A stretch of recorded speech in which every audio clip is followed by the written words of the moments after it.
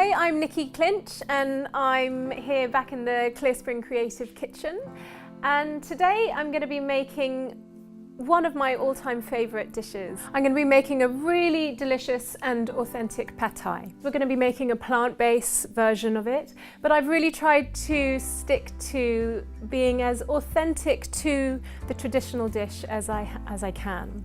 So the thing with pad thai and Thai cooking is that there's a lot of different ingredients in it. But really, once we get all the preparation done, it's actually really simple, and we just throw everything in a wok and it just takes a few minutes and then we're done. We're going to make our noodles. I'm using brown rice noodles by Clearspring. These are really quite amazing. They're 100% brown rice.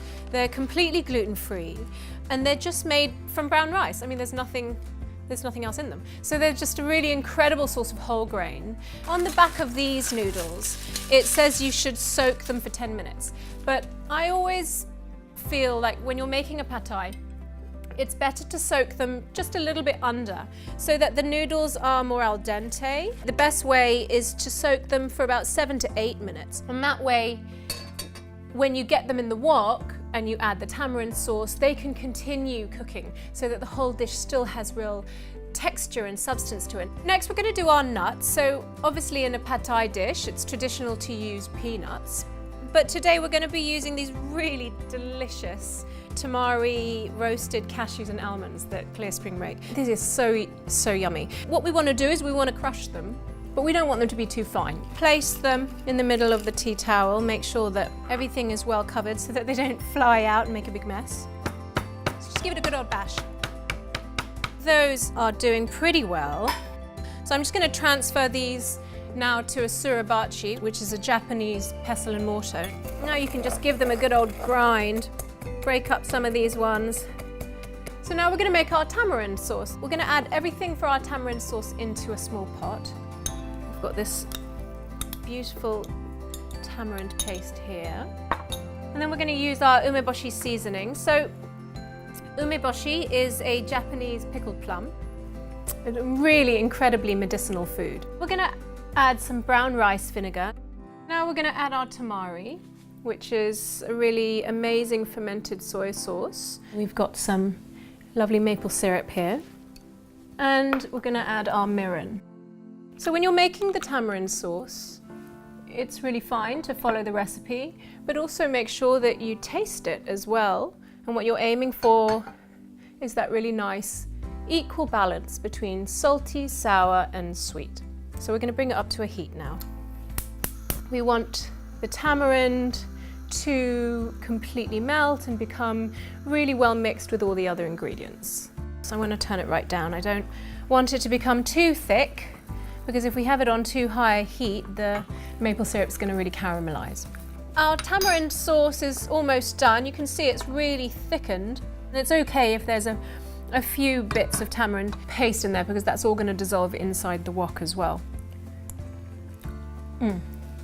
See, that's perfect now. So let's start cooking.